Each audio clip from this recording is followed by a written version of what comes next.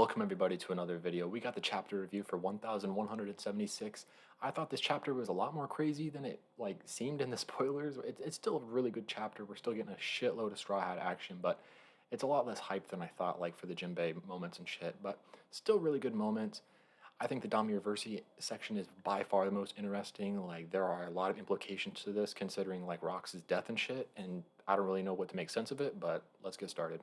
As you can see, I'm still on a fucking work trip. We're in a new hotel, but I was hoping I was going to be able to do this chapter review at home tomorrow, but chapter came out early, so I'm getting this shit done for you guys. So starting out the chapter title is called Great Pride. I still don't know what the fuck this is necessarily pertaining to, but let's move on to the cover page. So the cover page is like a redraw of volume 12 apparently, and I really like this. This is one of the best color pages in my opinion. Way better than some random bullshit that Oda's been drawing, some reader requests. This is actually something cool. I mean, I wish we could have like cover page stories again.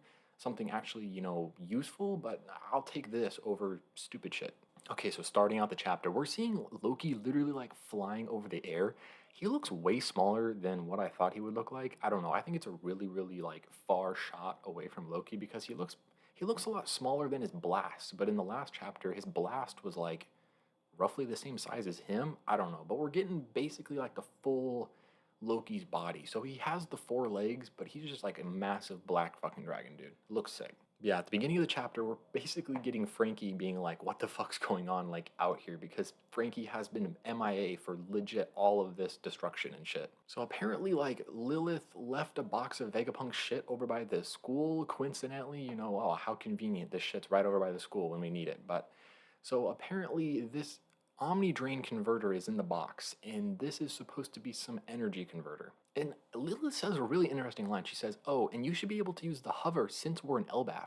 Can't you feel it? The energy here flows everywhere. Have you ever tried using something other than cola to move around? And Frankie's like, what? So Lilith or Bonnie is literally chilling on top of Frankie's head. I fucking love this because Bonnie is just so, safe, feeling like she's safe in her kid form. She can just be in her kid form. She doesn't need to be in her grown-up form. I really like this. I don't understand what they're talking about Elbaf in like particularly. Like, does this only work in Elbaf? Is there something special about Elbaf? Because Vegapunk said that there's energy like all around us, but is there like more in Elbaf, or is there only energy in certain places? Does it have anything to do with like the D? Like Elbaf is part of the D, so that means it has like this energy flowing around it or some shit. I like how Frankie is like, what? Use something other than cola? Yeah, Frankie, we're gonna try to fucking upgrade you, dumbass. We're in the end game and you're still using cola, you bum. What? I should upgrade my gear? So then we cut over to the other Straw Hats and they're talking about how the fire is spreading and this is just like terrible. And they're talking about how big Loki is. They're like, that dragon's way bigger than Kaido. Bro, this shit is like 50 times bigger than Kaido. I don't even know why they're comparing it to Kaido. They should be comparing this shit to Zunisha or some shit. But I get it's because they're both dragon. So here we go. We have Robin and Usopp are also with Nami and Jinbei. Because I thought, I was like, dude, what the fuck is Robin and Usopp doing? Because there was nothing about those two in the spoilers. So Usopp is still crying and shit. He's like, but Luffy's riding on the dragon's back, Loki's back, so that means it's our ally? And Nami's like, okay, Zeus, are you ready? So they're going to use Zeus to try to put out the fires by having him rain on it. And Saul is laying here hurt, so Robin's running up to Saul, and like, I forgot that Saul got defeated by Sommers like a long time ago, and he's just been laying here by the school ever since. So Robin's coming up to him. Yeah, so we see a picture of like the school and the library burning, and then we see fucking Zeus is like enlarged. I don't know like where he got the water, if he can just generate the water or if he like sucked up water to like enlarge himself, but he's big as fuck and he's like overneath the fire, and Nami uses a move called Powering Rain, and it's basically just making Zeus rain. I don't know why this is like some special move. Like, why isn't Zeus just raining? Why is this a move? Like, what the fuck is this rain doing? Is this a rain attack? So it's called Powering Rain Tempo. And then Robin's like, please, Nami, Zeus. And Saul's like, is that rain? I'm just like, dude, what the fuck is going on? Why is this so surprising for some reason? And why is Robin not trying to do anything? Like, why do we have no options? Because in a second, we're about to see Jinbei's over by the water. Like, firefighter Jinbei, just put the fucking thing out with the water. Why is Zeus like this, last-ditch effort type of thing? So Zeus is basically putting out the fire. He's doing it just fine, and then killing him comes riding in on this dream monster, and he's like, hey, hold on, wait a second. That's not what we're about to do. Who said anything about putting out a fire? And then Zeus is just standing there like a dumb fuck, and Killingham's like, you promised that you'd throw away the history of the world. And then his giant dream monster worm thing fucking eats Zeus. So apparently Saul knows what this is. It's called the Lindworm. I don't know if this is some Norse mythology fucking monster or some shit, and that's why, Saul knows what it is, but just some random fucking worm monster. And Sanji says our last resort for putting out the fire was Zeus, apparently. I don't know why this is some last resort, bro. There's water right next to these fuckers. And then Sanji's like, wait, who is that over there? So they notice Killingham, and then Jinbei calls out, is he one of the three demons? So Jinbei, I remember Jinbei, noticed that there were this ominous hockey or whatever the fuck. And then Lilith calls out mobilizing the omnidirectional whatever the fuck energy thing. So that thing, like, the energy thing goes and flies out towards the school, and Lilith is like collecting thermal energy. So it just sucks up all the fire and it just freezes everything around it. So then Killingham's like, what the hell is that thing? The fire went out. No, it was frozen. So it's like it left ice in its wake. I wonder if it's like I don't know, it changes it to the opposite or something. I don't really understand how, like, why is it freezing and not just like a vacuum, like vacuuming up the fire? But okay, so everything, the library and the school are saved. I mean, something must have been burned, but it's not burning anymore. So Lilith says natural disasters are nothing more than clusters of energy. And then she like has a bottle of Coke or something. I don't know where the fuck she got it. Maybe she got it from Frankie. But she like puts it on the bottom of the energy fucking thing and like fills it up with the energy from the device. And then she throws it to Frankie and says, try one of these. And Frankie's like, whoa, the bottle's about to burst and it's like shaking. And then Lilith is like, I call this beauty Super Vega Cola. So they were calling it like Super Heavy Cola or some bullshit in the spoilers, but I guess this is called Vega Cola. And Lilith continues, she says, your internal mechanism was brilliantly engineered. It's on par with the pacifistas. But when I heard you were running on plain old cola, I was shocked. Bro, I'm shocked too because he's a fucking bum and we're at the end of the story. And Lilith says, listen, Frankie, fuel is passion, and if you drink that, your power will explode. So I don't really know exactly what this thing is doing. I'm just assuming it's just like a power boost, as we're about to see in a second, but I don't know like what specifically is it boosting, or if it's just like, okay, you have essentially like a jetpack, or like you just have more fuel in your system, basically. It's like compressed fuel. So we cut to Zeus inside the monster, and he's like, it's pitch dark in here. He's just chilling. And he's like, Nami, help. And Nami's like, Zeus, I'm coming. So Robin wants to go to the library with Saul. Apparently Saul can stand up just fine now. He was laying there the entire time while this shit was burning. Now that everyone has arrived, he can magically stand up and run and shit. Bro, you've been laying on your ass doing fuck all. Why can you move now all of a sudden?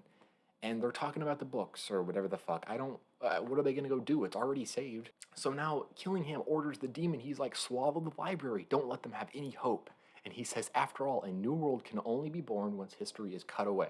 So it's like, you gotta erase all the history if you want it to start from scratch. Jinbei, who says, Nami, leave him to me. I'll make that monster cough Zoop up with my fisherman karate, I think. And he's swimming in some water. That looks like it's right nearby. What do you mean Zeus was our only option? This motherfucker's swimming in water right now. I mean, I probably would have been mad if Jinbei was the one that put out the fire, but I'm just like, dude, we have options to put out the fire. So then Killingham calls out to Jinbei. He says, look at that, a fishman, the ugliest race in the world, makes me want to puke. Good thing I'm wearing this mask. And then Sanji like looks up and he's like, this whole chosen people thing, so typical of celestial dragons. Is your head so big you can't tell this is Jinbei, a former warlord of the sea? You committed the crime of insulting a member of my crew. I think it's time I put a hole in that aquarium of yours. This is basically confirmation that Killingham is a fucking fisherman. I think, saying aquarium of all things, I think that's just basically saying, okay, this dude's a fish. Sanji looks pissed as fuck, and I'm here for it, bro. The shield is about to protect. So we see everyone basically preparing their attack. Frankie, like, launches high as fuck. Like, he is way above the trees. He is launched way in the air, and he has, like, rocket boosts on his feet, basically. And he says, super, what a jump that was. This bro literally jumped. He didn't even like rocket boost. He's jumping. He says, my muscles are screaming. With this, one hit'll make any monster run with its tail between its legs. Bro, Frankie has got the biggest power up. This is the biggest power of the arc. This is the biggest boost to a character. I mean, we have Luffy being able to use Gear 4, like, partially, like in his arm, not like having to transform fully. That's really the only power up anyone's gotten. But Frankie is getting a huge boost here. So all three of them are charging up an attack. You've got Frankie charging up a fist attack. You have Jinbei getting ready to use Fishman Karate, and you have Sanji charging up an Ifrit Janbei. So Frankie and Jinbei are about to punch the worm, and then you have Sanji who like speed blitzes Killingham. And then we have super strong Dexter, and we have Fishman Karate secret technique Braikon, I think. And then we have Concassar from Sanji. They are absolutely obliterating this worm. Frankie's punching it in the face, and Jinbei's like punching it from below. Bro, as far as I'm concerned, they are doing equal damage. I don't see any hockey from Jinbei. He's just using Fishman Karate. Like, we can see the shockwaves going through the worm. But bro, Frankie is literally like using explosion punches or some shit. He fucking just absolutely mollywops this worm in the face. Like, these are equal damage in my opinion. I almost think Frankie's doing more.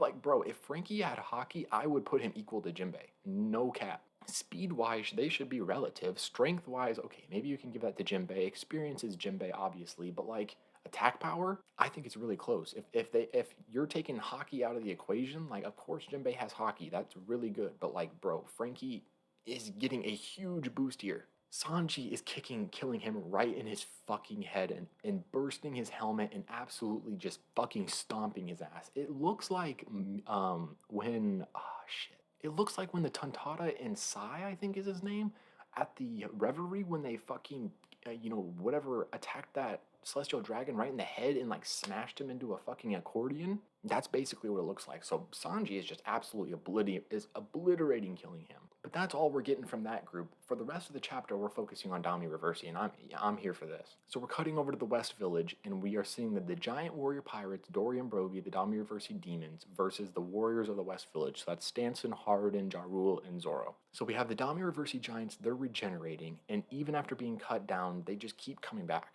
And the giants are like, it's hard to cut them down because they know them. Like, this is their friends and they have to fight them. So somehow Dory and Brogy are able to talk to each other while they are like DOMI REVERSI. We saw Rox able to do this, and he was able to, like, while he was DOMI REVERSI, he was still able to speak. So they're speaking to each other, and Brogy's like, are you there, Dory? And Dory's like, barely, Brogy. And they say it would be a disgrace to go living on after hurling baseless insults at the great Lord Ja Rule. And even worse, trying to take his head. Our honor would be stained for generations. They say, yeah, that can't happen. I agree with you. So they say, farewell, comrade. These past 100 years of battle have been quite the thrill. I'll never yield to a demon. And they're remembering like their 100 years of battle on Little Garden.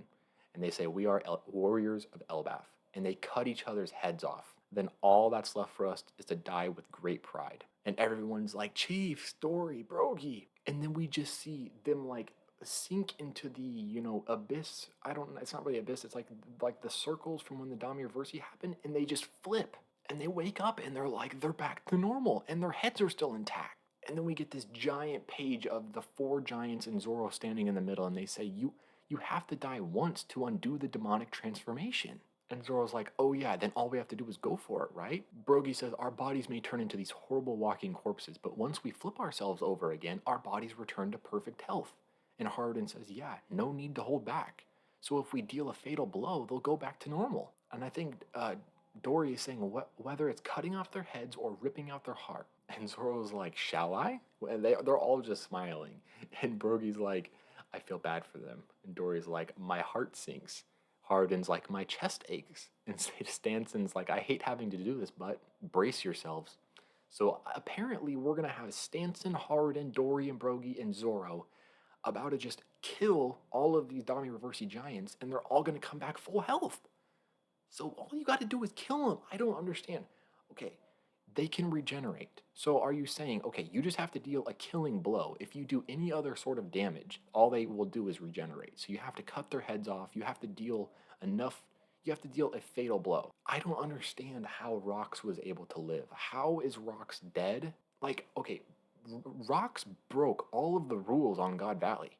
He got taken out of DOMI REVERSI, and he stayed at low health. And then when he died, he didn't come back to full life. It's like, dude, I don't understand if I'm thinking, okay, there's only a couple options. One, something else is going on at play here. Like, okay, because of like the drums of liberation are active, so that means that this is possible by killing them. Any other reason, something else might happen. Or on God Valley, because Garp and Roger killed Rox in a certain way, they were able to, stop the Dami Reversi transformation, but they didn't actually like undo it the proper way, which I think is lame as fuck. Like if the whole reason Rox didn't, survive Dami Reversi is because Roger and Garp didn't know the right way, or they killed him in a bad way, or killed him not in the correct way, I think that's lame as fuck. I honestly am like, dude, I'm on the headcanon that Rock's still alive, and then when Garland killed him, he was brought back to full health or some shit. He wasn't still in his demon form when he died, so I don't really know, because he was able to get out of Dami Reversi without dying. But he didn't get brought back to full health, so I don't understand what the fuck's going on. And honestly, this Dami Reversi ability is lame as fuck. All you have to do is kill them? It's like, what the fuck is the point of the regeneration? I mean, it's like, dude, just cut their head off. Whoop-de-doo. I don't know, bro. Literally everyone's doing something in this chapter except Luffy, Loki, Emu. Brook is still MIA, don't know where Brook's at. Usopp was literally shown for like one fucking panel at the beginning of the chapter and he's just disappeared. Bro is he Usopp is the one Straw Hat that has done absolutely nothing. Literally, Usopp is the only Straw Hat that has done fuck all this entire arc. And I don't know if Oda's planning something ginormous and he's doing this on purpose. So that way we're like, okay, Usopp's a bum, Usopp ain't gonna do shit, and then he's gonna turn around and, Usopp's the greatest thing ever, right? Maybe that's the plan, but I'm just like, dude, what the fuck are we, what is the plan here? Like, this arc is wrapping up literally like that. The children are saved. The school in the fucking library fire is put out. Dami Reversi has been solved. Now we can solve that issue. Somers is defeated. Killingham is getting defeated.